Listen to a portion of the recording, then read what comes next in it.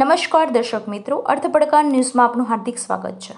સાંતરપુર તાલુકાના પાટણકા ગામ ખાતે શ્રી નંદ દેવાયત બોદર આહિર સંસ્થાન ગુજરાત પ્રેરિત પાટણકા આહિર સમાજ દ્વારા આયોજિત કાછડ પરિવાર દ્વારા શ્રી ભાગવત કથાના પ્રસંગે પાટણકા વાળાના સહયોગથી પાટણકા ગામજનોએ આશરા ધર્મને વિશ્વના ફલક પર ઉજાગર કર્યો છે, જેને આહિર સમાજની અસ્મિતાના દર્શન કરાવ્યા છે। એવા પરમ પૂજ્ય દેવાયત બાપા બોદરની તિથિ ઉત્સવ સાંતરપુર તાલુકાના પાટણકા ગામે યોજવામાં આવ્યો હતો। દેવાયત બાપા બોદરની પ્રતિમાનું અનાવરણ કરવામાં આવ્યું હતું।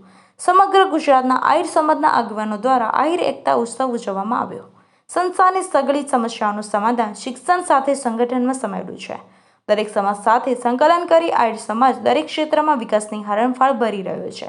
ત્યારે ઉપસ્થિત મહાનુભાવોએ આવી જ રીતે સમાજની પ્રગતિ થતી રહે અને પ્રગતિમાં સમાજનો છેવાનો માણસ પણ પાછળ ન રહી જાય તે બાબતની ચિંતા કરવામાં આવી હતી।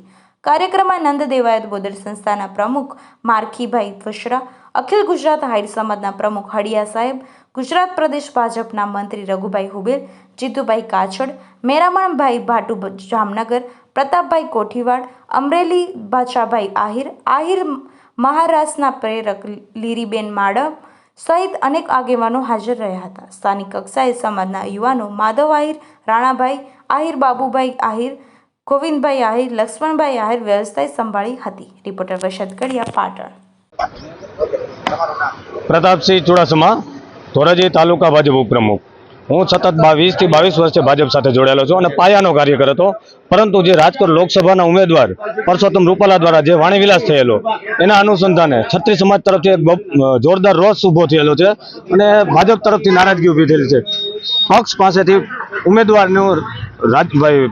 ઉમેદવારી રદ કરવા માટેની માગણી કરેલી, પરંતુ ભાજપે જે પરસોત્તમ રૂપાલાની ઉમેદવારી રદ ન કરતા ક્ષત્રિય સમાજ રોષે ભરાયેલ છે અને આજ રોજ અમે એક સામૂહિક રાજીનામું આપીએ છીએ। ધોરાજી તાલુકા ભાજપના તમામ કાર્યકરો આજે ક્ષત્રિય સમાજ પૂરેપૂરા ક્ષત્રિય સમાજ ધોરાજી તાલુકા ભાજપના કાર્યકર તરીકે પ્રાથમિક સભ્યપદેથી રાજીનામું આપી અને આગામી દિવસોમાં ભાજપની વિરુદ્ધમાં કામ કરશે।